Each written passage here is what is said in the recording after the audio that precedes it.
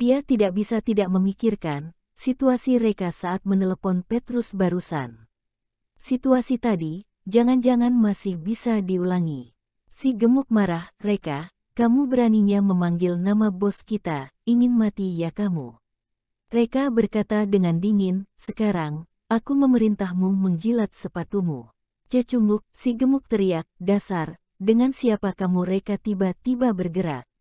Tangannya memegang bahu si gemuk dengan kuat. Kemudian, si gemuk dengan berat hampir 180 kg diangkat oleh Reka, seperti mengangkat seekor anjing yang sudah mati. Semua orang terkejut, Reka memasukkannya ke dalam tong sampah. Si gemuk itu benar-benar masuk ke dalam tong sampah dengan kekuatan yang luar biasa. Bokong si gemuk masuk ke dalam tong sampah. Saat ini tubuhnya membentuk V, kepala dan kakinya merata. Sudah cukup baginya untuk bisa menjilat sepatunya sendiri. Situasinya seperti penjahat yang dibuang ke dalam tong sampah pada film kungfu. Adegan semakin memanas. Gila, pria muda ini gila. Dia benar-benar tidak menghormati si gemuk. Zenith Farmasi tidak akan membiarkan dia hidup. Rombongan si gemuk mulai berkeringat dingin. Bergegas lari ke arah si gemuk, menariknya keluar dari tong sampah. Mulut si gemuk mengeluarkan busa, dia berteriak, jangan-jangan sentuh. Pinggangku patah. Cepat panggil bantuan, hubungi bos. Rombongan itu bergegas mengeluarkan ponsel, menelepon toksin, bos, ada masalah, si gendut telah dilumpuhkan. Baik, aku tunggu di Hotel Kingsley. Telepon dimatikan. Rombongan itu menunjuk ke arah Reka, bocah, abis kamu. 10 pengawal bos kami, semuanya memiliki latar belakang tentara, siapkan saja lehermu menunggu mati. Reka tersenyum dingin dan berkata, baik, ku tunggu, lihat siapa yang menjadi seperti itu. Tapi, sebelum ini, si gemuk harus menjilat sepatunya sampai bersih. Sombong sekali, si gemuk marah, kamu tidak merasakan, tidak tahu apa itu takut. Lagi-lagi Reka meletakkan tangannya di atas kepala si gemuk, menekan dengan keras, si gemuk masuk lebih dalam ke tong sampah. Terdengar jeritan yang keras, berhenti, sakit, Rombongan itu seperti tak berkutik, aneh, orang ini bisa mengangkat orang gemuk dengan berat 180 kg, dapat dilihat betapa kuatnya dia. Mereka, bukan saingannya. Reka berkata, jilat sepatumu, kalau tidak, bukan hanya pinggangmu yang patah. Aku jilat, si gemuk hampir gila, bergegas mengeluarkan lidahnya, dengan pahit menjilat sepatunya. Adegan ini sangat lucu, membuat semua orang tertawa. Si gemuk ini mungkin adalah orang dewasa pertama yang menjilat sepatu. Tapi, Katie malah khawatir. Semakin Reka menjadi sombong, semakin parah dia akan terjatuh nanti. Dia berkata dengan hati-hati, bos Jojo, Anda kembalilah dulu. Masalah di sini serahkan kepadaku. Reka berkata dengan dingin, tidak boleh pergi, nanti akan memberimu hadiah. Katie tertawa di hati, orang yang disayangi mau memberi kado, ini lebih bahagia daripada perjanjian dengan Zenith Farmasi. Mati ya mati, menemaninya mati. Tapi, mengapa sikapnya begitu dingin, lembut sedikit denganku, sedikit saja pun tidak bisa ia. Teman sekelas Reka, Felicia dan Daniel tertarik dengan keramaian di sana. Setelah mencari tahu seluk-beluk masalah, keduanya tidak bisa terlalu senang. Haha, Reka mencari mati sendiri, menantang orang Zenith Farmasi. Apa yang bisa dia lakukan walaupun mengenal Petrus? Petrus juga harus patuh di hadapan Zenith Farmasi. Keduanya duduk di samping, menunggu untuk melihat candaan Reka. Tidak lama kemudian, 2 mobil berhenti di depan pintu hotel. Pintu terbuka, sebuah tim jas dan sepatu kulit berjalan turun. Ketua adalah bos Zenith Farmasi, Toksin Master. Jas hitam lainnya adalah pengawal toksin, semuanya berbadan gagah dan berotot. Sekelompok ini, bagaikan pembunuh, kuat dan mengejutkan. Semua orang secara tidak sadar membuka jalan untuk mereka. Mereka semua keringat dingin untuk Reka di dalam hati. Pengawal ini, masing-masing menampakkan 1 lawan 10.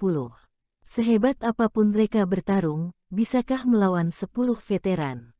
Lucu sekali. Si gemuk melihat Toksin, sangat semangat, "Bos, tolong aku, tolong aku."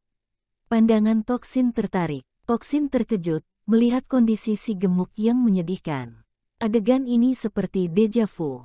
Dia mengingat, 3 tahun yang lalu, musuh tertinggi menyerbu. Tuan Agung Valkyrie bertarung selama 2 hari 1 malam, dan akhirnya menangkap lawan hidup-hidup. Namun, pihak lawan memiliki tekad yang kuat, kementerian menggunakan metode interogasi, pihak lawan masih tidak membuka mulutnya, menolak untuk berbicara. Akhirnya Tuan Agung Valkyrie mengamuk, menamparkan lawan sampai masuk ke tong sampah. Postur tubuhnya sama persis dengan si gemuk sekarang ini. Tuan Agung Valkyrie memerintah untuk memberikan makanan yang memiliki energi tinggi kepada dia setiap hari untuk bertahan hidup. Bahkan buang air besar dan kecil, otomatis juga di tong sampah. Hanya setelah 3 hari, orang itu menjadi gila, dia mengatakan sejujurnya. Dengar-dengar ketua nomor 1 mendengar hal ini, tertawa sampai jantungnya kambuh. Waktu itu, nama Tuan Agung Valkyrie bergema di tentara. Hal seperti ini, mungkin hanya Tuan Agung Valkyrie yang bisa melakukannya. Kecuali si gemuk memprovokasi Tuan Agung Valkyrie. Kenyataan ini, membuat hati Toksin gemetar. Dia bergegas lari ke sana, "Si gemuk, apa yang terjadi?"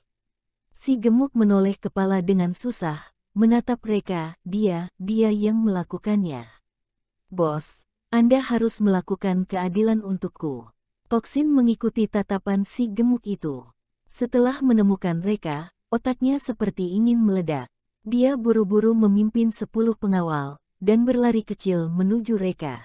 Otomatis Katie mengira Toksin akan memberi mereka pelajaran, dia bergegas menghalang di depan. Namun, mereka menahan dia, "Tidak perlu khawatir." Katie tidak ada pilihan, hanya bisa membela mereka dan berkata, "Tuan Toksin, masalah ini bukan kesalahan tuan mereka." Baru ngomong setengah, dia menelan dalam-dalam. Karena dia kaget dan menyadari Toksin telah berlutut di lantai, tentu saja, 10 pengawalnya juga melakukan. "Di depanmu ini, adalah legenda di tentara, dia adalah keyakinan kita. Jangan katakan berlutut dengan keyakinan, bahkan mengorbankan nyawa." Toksin berkata dengan hormat, "Bos, aku tidak benar dalam mengajari bawahan, maaf sudah merepotkan Anda." "Jangan khawatir, aku pasti akan memberimu penjelasan yang memuaskan." Hening, benar-benar hening, udara seperti membeku. Semua orang membuka mulut lebar-lebar, hingga bisa dimasukkan sebutir telur. "Bos, luar biasa, pria muda ini, bisanya menjadi bos Toksin." Si gemuk menantang bos punya bos, dia masih bisa hidup. Saat ini, setiap orang memiliki pemikiran yang sama. Pria muda terlalu sederhana, padahal memiliki jabatan yang sangat tinggi, masih memakai pakaian buruk, datang ke tempat seperti ini untuk makan. Kuil kecil ini, tidak bisa menempatkan Buddha besar seperti Anda. Si gemuk tercengang, otaknya menjadi kacau, sedikit bingung, "Bos, Anda ini, apa yang terjadi?"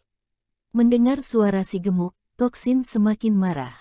"Dasar brengsek, siapapun tidak bisa kamu provokasi, kamu malah memprovokasi Tuan Agung Valkyrie. Tuan Agung Valkyrie, pantaskah dinodai oleh kamu? Dan kamu telah melibatkan aku." Dia bergegas, menendang tong sampah, "Dasar tidak berguna, kamu punya mata tapi enggak bisa mengenalinya, apakah kamu bisa menyinggung tuan mereka? Tunggu sampai kamu kembali untuk diperiksa." Mereka membawa tong sampah itu bersama si gendut, digerakkannya dengan cara diguling. Suara logam berdentang jatuh, dibarengi suara jeritan si gemuk, tanpa henti. Toksin berlari kembali, berlutut di lantai. Mereka memerintah, "Selidiki jaringan hubungan si gemuk di Zenith Farmasi, selidiki sampai akhir. Lebih baik salah 100 kali, yang penting tidak melepaskan satupun." Zenith Farmasi, untuk melindungi kesehatan orang-orang di hotline, adalah fondasi negara.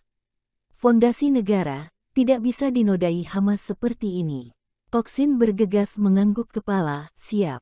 Rombongan si gemuk tampak putus asa. Kali ini mereka pasti akan dipecat, bahkan akan menerima tanggung jawab hukum.